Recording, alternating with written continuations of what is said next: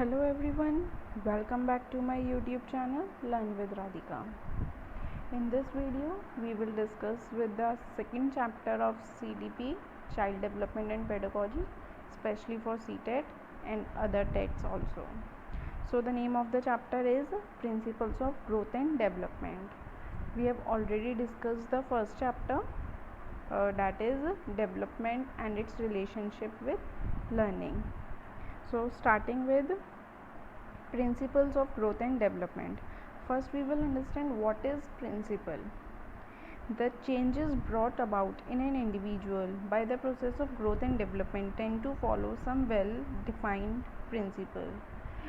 जब भी हम डेवलप करते हैं, जैसे मैं आपको लास्ट वीडियो में बता चुकी हूँ, ग्रोथ एंड डेवलपमेंट पे हम डिस्कस कर चुके हैं कि दोनों में क्या डिफरेंस है और दोनों में डिफरेंस क्या है और दोनों का क्या एजुकेशन इम्प्लीकेशन है और क्या है दोनों का चाइल्ड की पूरी सोशल और पर्सनल या फिर हम कोई भी एक एस्पेक्ट में उसका क्या इफ़ेक्ट होता है. ठीक है, तो जब भी एक चाइल्ड ग्रो करता है, डेवलप करता है, तो वो एक कुछ प्रिंसिपल, वेल डिफाइंड प्रिंसिपल्स होती हैं, कुछ रूल्स होते हैं जिनको फॉलो करते हुए ही उसका ग्रोथ और डेवलपमेंट आगे बढ़ता है. तो आज इसी वीडियो में हम उसकी सारी प्रिंसिपल्स डिस्कस करेंगे कि कौन कौन सी प्रिंसिपल्स हैं और उनका क्या इफ़ेक्ट है बच्चे की, चाइल्ड की ग्रोथ और उसके डेवलपमेंट में. अगर आपने फर्स्ट वीडियो नहीं देखी है तो उसका लिंक आपको डिस्क्रिप्शन बॉक्स में मिल जाएगा, you can watch it from there. So the first principle is principle of continuity. Continuity की प्रिंसिपल क्या कहती है? Development follows continuity. जो डेवलपमेंट होता है चाइल्ड का वो कंटिन्यूस होता है, कंटिन्यूटी के प्रोसेस को वो फॉलो करता है. What does this mean? It goes from womb to tomb and never ceases. जो एक चाइल्ड का डेवलपमेंट होता है वो थ्रू आउट लाइफ होता है. ये हम लास्ट वीडियो में डिस्कस कर चुके हैं.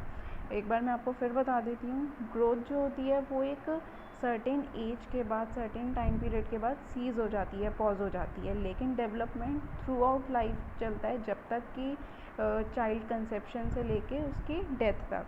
सो it goes from womb to tomb. जब से वो पैदा होता है और जब तक वो मरता नहीं है तब तक उसका डेवलपमेंट होता रहता है. An individual starting his life from a tiny cell develops his body, mind and other aspects of his personality. जब से वो अपनी लाइफ शुरू करते हैं, एक टाइनी छोटा सा सेल होता है, जाइगोट होता है, एम्ब्रियो होता है, तब से ही उसका डेवलपमेंट शुरू हो जाता है. आपने देखा होगा पहले जाइगोट होता है, एम्ब्रियो बनता है, फीटस बनता है, इस तरीके का प्रोसीजर होता है, then it becomes a baby. तो डेवलपमेंट उसका एक टाइनी सेल से शुरू हो जाता है और जब तक कि वो मरता नहीं है उसकी डेथ तक उसका डेवलपमेंट चलता रहता है.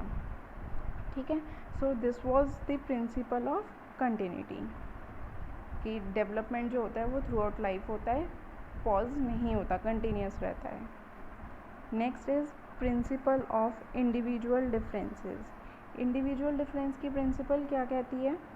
There exist wide individual differences among children.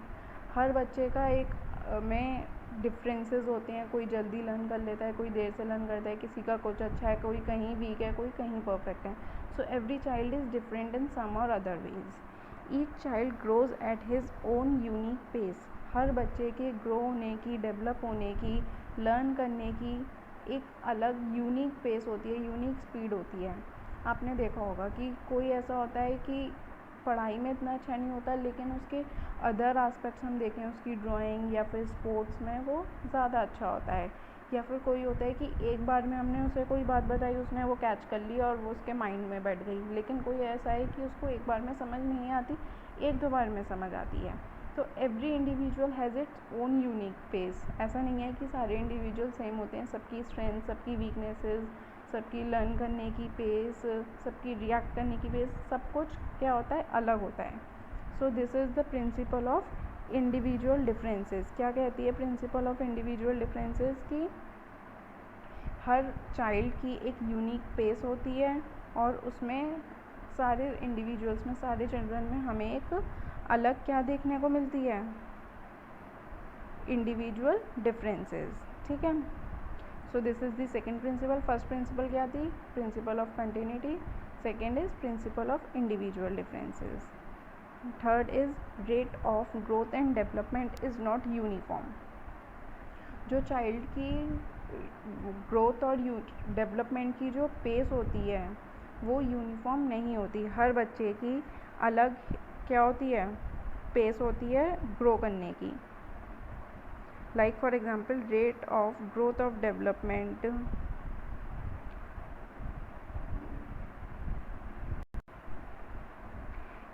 जो rate of growth of development होती है हर चाइल्ड की, वो क्या होती है, डिफरेंट होती है। Rate and growth and development is not study and uniform at all time. ज़रूरी नहीं है कि हर चाइल्ड की जो ग्रोथ और डेवलपमेंट की पेस है वो हमेशा सेम और स्टडी रहे या यूनिफॉर्म रहे।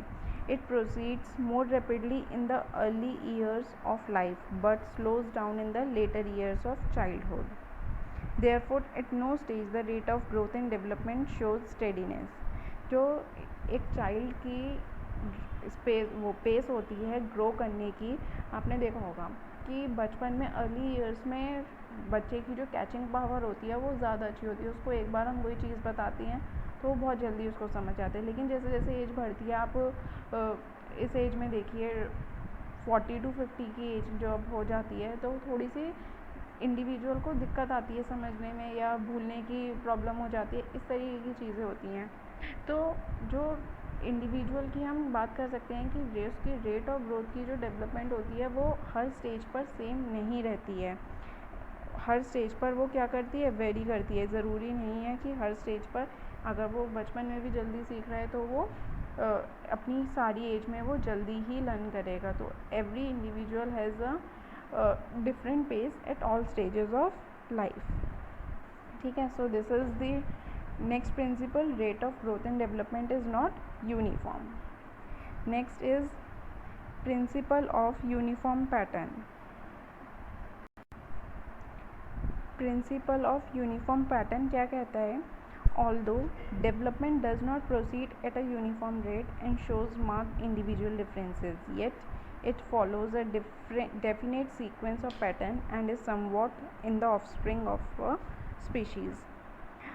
जो प्रिंसिपल ऑफ यूनिफॉर्म पैटर्न हमें क्या बताती है, एक एग्जांपल से समझते हैं इससे पहले। The motor development and language development seems to follow a definite sequence.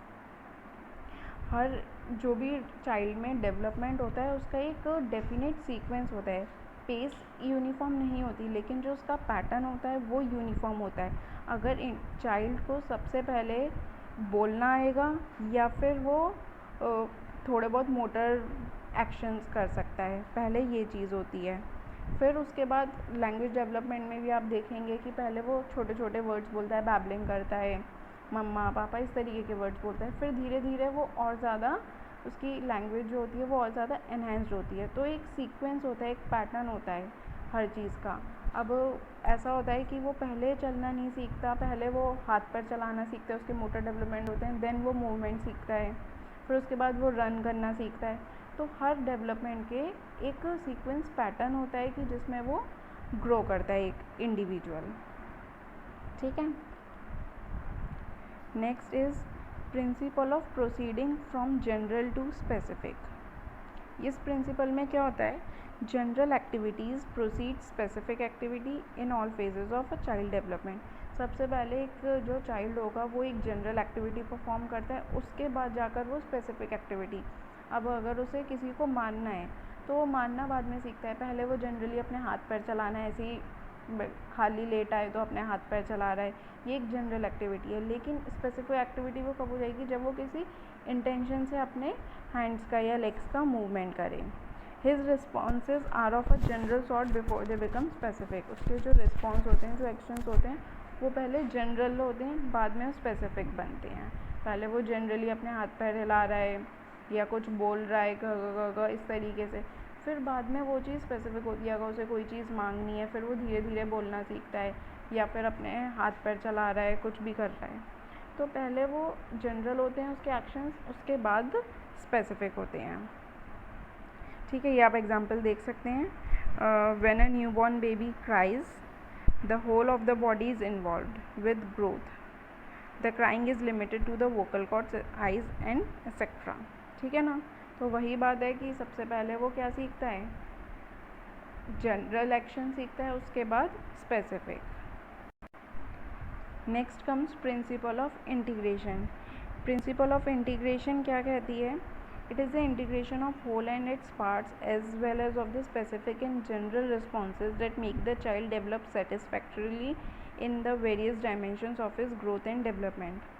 उसके जितने भी हम अगर एक्शंस की हमने बात करी है अभी, जनरल और स्पेसिफिक एक्शंस की, या फिर उसका कोई भी होल या उसके पार्ट का कोई भी हम एक्शन की बात करें, जब ये इंटीग्रेट होते हैं, एक साथ आते हैं, तभी एक चाइल्ड का ओवरऑल डेवलपमेंट होता है। ऐसा नहीं है अगर सिर्फ उसने जनरल एक्शंस उसने करने सीख गए तो उसका ओवरऑल डेवलपमेंट हो गया, वो जनरल एक्शंस परफॉर्म कर पा रहा है, उसके बाद वो स्पेसिफिक एक्शंस परफॉर्म कर पा रहा है, या फिर उसके बॉडी के कुछ पार्ट्स पहले इन्वॉल्व हैं, उसके बाद धीरे धीरे बाकी के पार्ट्स भी इन्वॉल्व हो रहे हैं। तो जब उसका ओवरऑल डेवलपमेंट उसका तभी होता है जब उसके सारे एक्शन, सारे रिस्पॉन्सेज, सारे बॉडी पार्ट्स एक साथ इंटीग्रेट होके चलते हैं, तब उसका होता है सारे एस्पेक्ट्स का overall growth and development.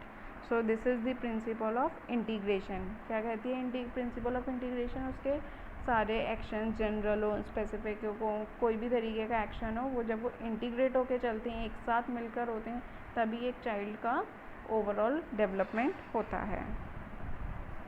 Next is principle of inter relation. इससे पहले हमने पढ़ी थी प्रिंसिपल ऑफ, क्या पढ़ी थी? इंटीग्रेशन। अब है प्रिंसिपल ऑफ इंटर रिलेशन। दोनों में डिफरेंस है। क्या डिफरेंस है देखते हैं। हमने देखा कि ग्रोथ और डेवलपमेंट के कुछ एस्पेक्ट्स होते हैं जो हम अपनी फर्स्ट वीडियो में पढ़ चुके हैं, ठीक है।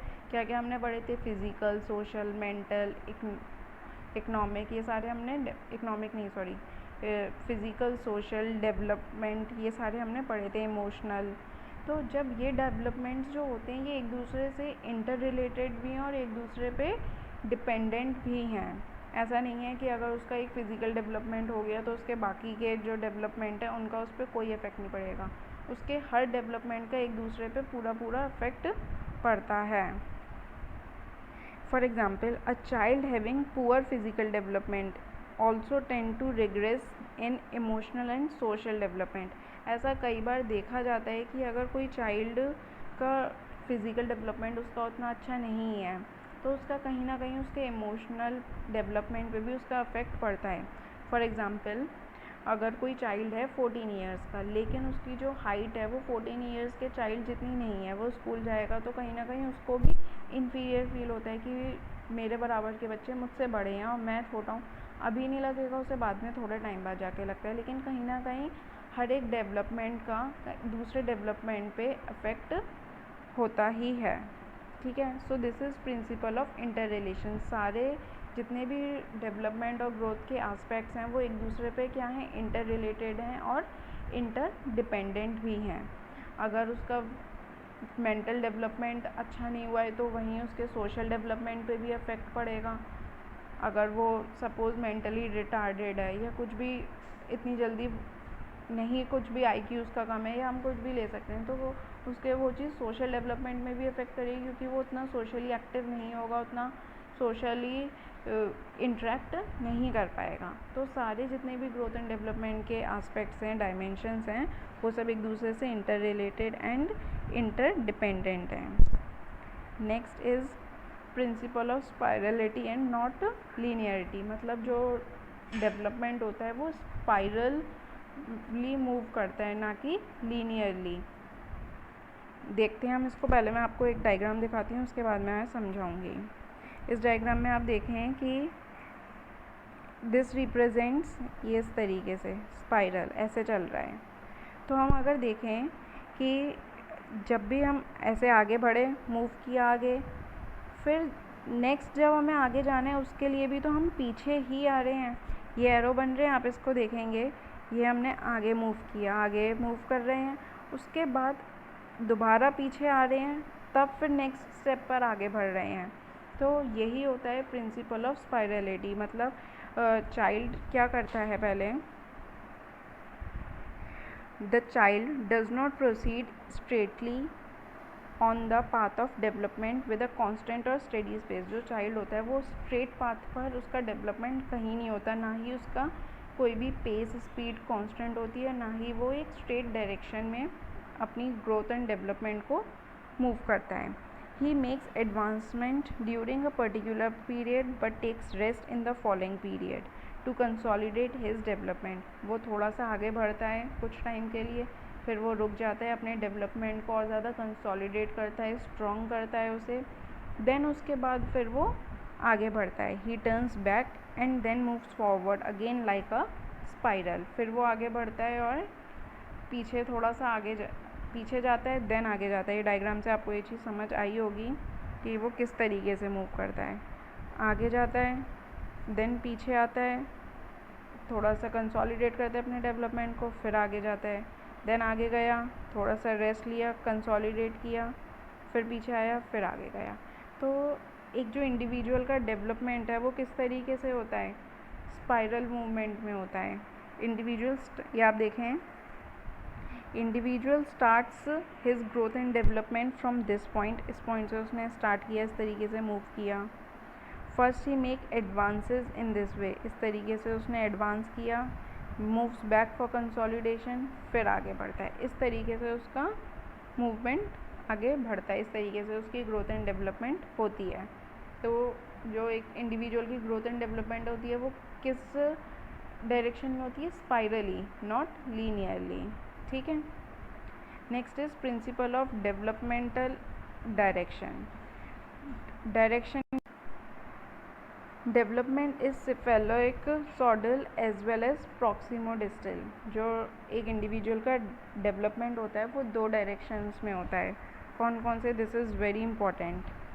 Cephalic सॉडल as well as proximodistal, 2 directions में होता है.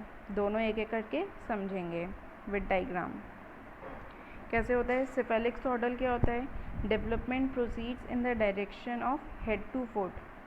मैं पहले आपको डायग्राम दिखाती हूँ, उसके बाद समझाती हूँ. ठीक है. ये देखो, सिफेलिक सॉडल में क्या होता है, जो इंडिविजुअल का, चाइल्ड का डेवलपमेंट होता है वो हेड टू टो चलता है, डाउनवर्ड्स. और प्रॉक्सिमोडिस्टल क्या होता है?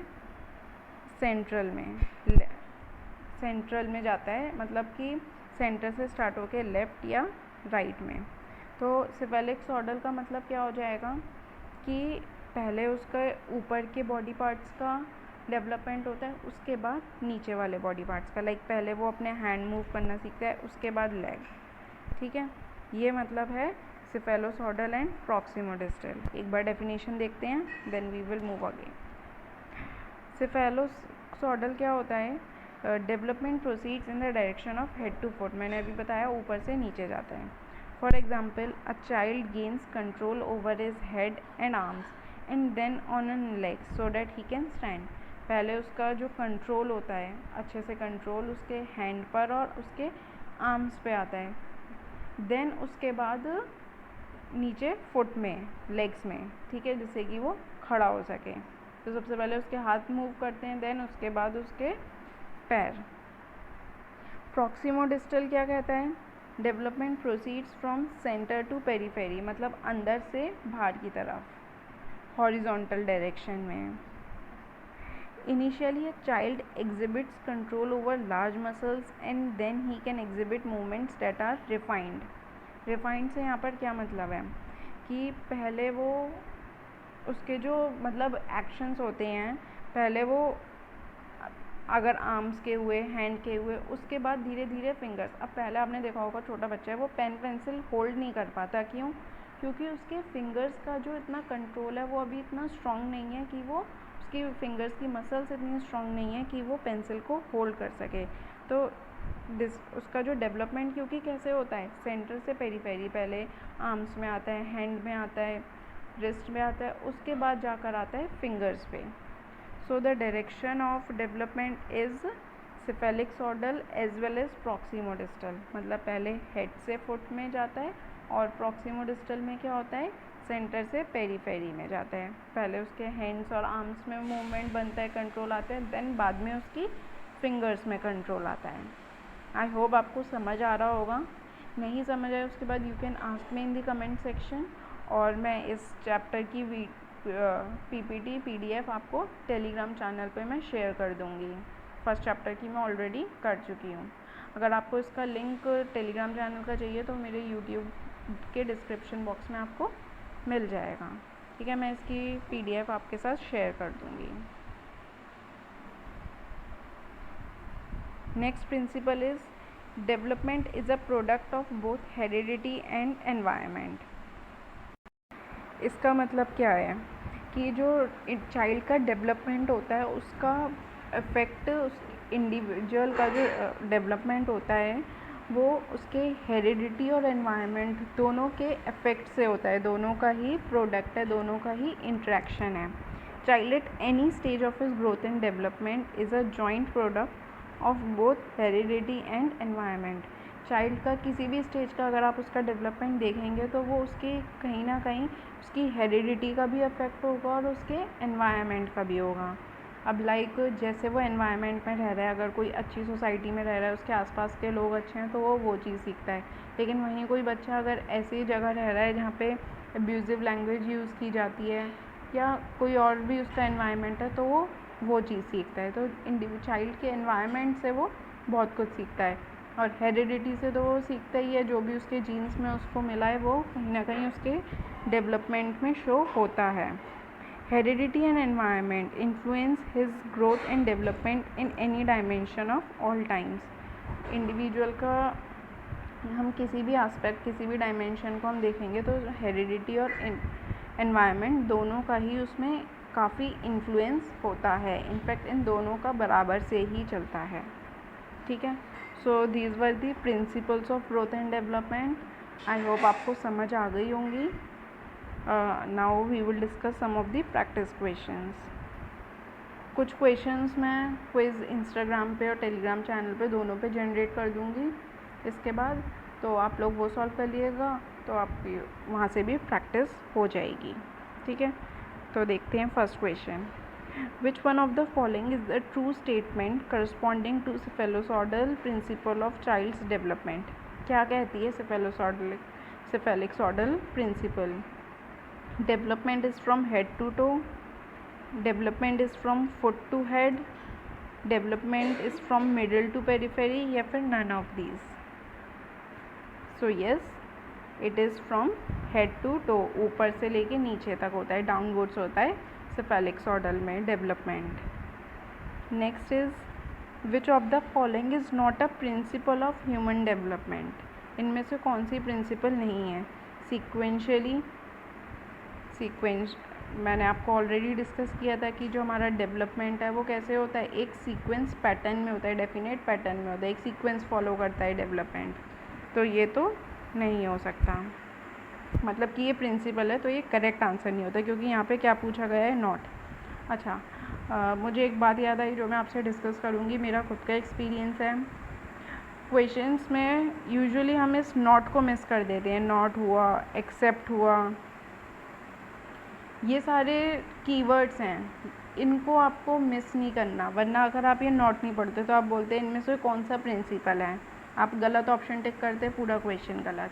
तो क्वेश्चन पढ़ो, सबसे पहले ऐसे जो वर्ड्स हैं उनको हाईलाइट कर लो, जिससे कि वो आपको जब भी आप ऑप्शन मार्क करोगे उस टाइम पर आपको ये याद दिलाता रहेगा कि हाँ what we have to reject. तो इससे आपको सही, अगर नॉट दिया है, एक्सेप्ट दिया है, तो इससे आपको सही ऑप्शन को रिजेक्ट करना है, ठीक है। तो ये चीज़ बहुत ध्यान रखने की है, यूजुअली मिस्टेक होती है, कई बार मैंने भी ध्यान नहीं दिया, मेरे आंसर्स गलत हुए हैं, ठीक है। तो not a principle, sequentially, continuity, principle of continuity, सबसे पहली प्रिंसिपल हमने यही पढ़ी थी। इंडिविजुअल का जो डेवलपमेंट होता है वो एक कंटिन्यूस थ्रू आउट प्रोसेस है, थ्रू आउट दी लाइफ वो चलता है, सो ये भी नहीं होगा। देन जनरल टू स्पेसिफिक, ये भी हमने पढ़ाई कि पहले जनरल एक्शंस परफॉर्म करता है एक चाइल्ड, उसके बाद specific. So the correct answer for this question is reversible. क्या आंसर होगा? Which of the following is not a principle? Reversibility.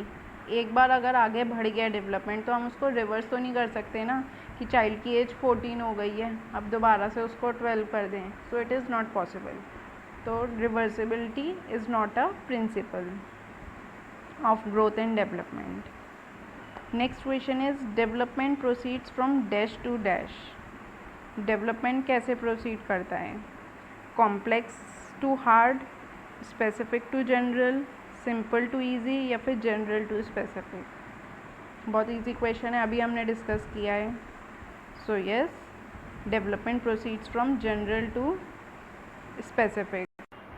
Development general से स्पेसिफिक जाता है। So this was all for today's video. If you have any doubts or any queries, you can ask me in the comment section, or you can ask in the Telegram group also. Thanks for watching the video. If you have not subscribed to the channel, please subscribe to it.